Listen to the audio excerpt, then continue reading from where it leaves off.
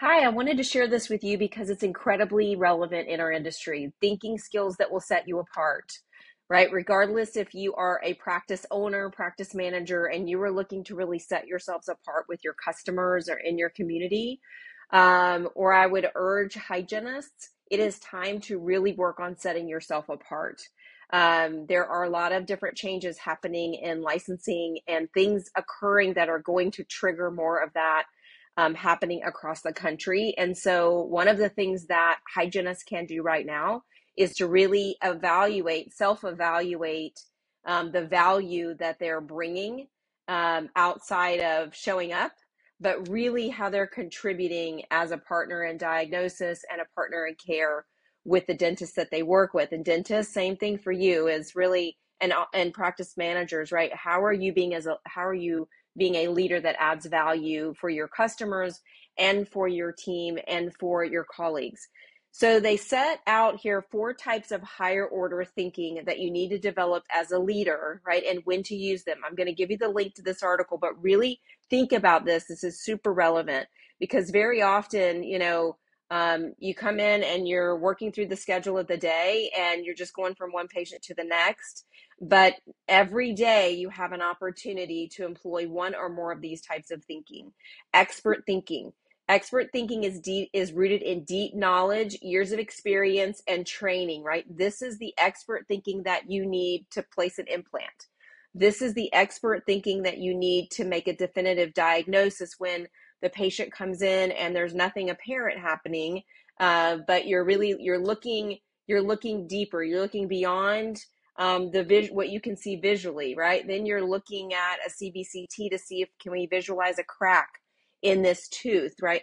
We're really digging deep here. This is something that dental hygienists that have been through a traditional dental hygiene training program and had years of experience dig deep in this, right? This is very hard to replicate with a short training, on the job training experience. It takes a lot of training and time to develop this expert thinking, but we must communicate this and demonstrate this type of thinking in our roles.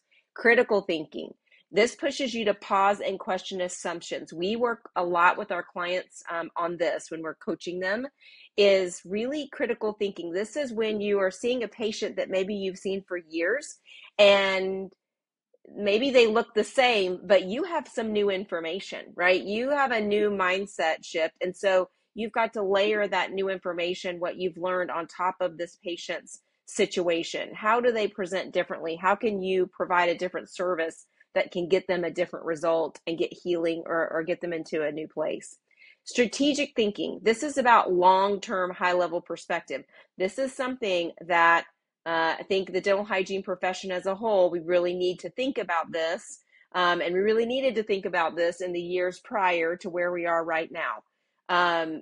Making decisions and differentiating yourselves for long-term outcome rather than what's happening right now in front of you, right? We're seeing how market forces are changing the dental hygiene industry, and we've got to really think strategically and come up with solutions before solutions are thrust upon us, okay?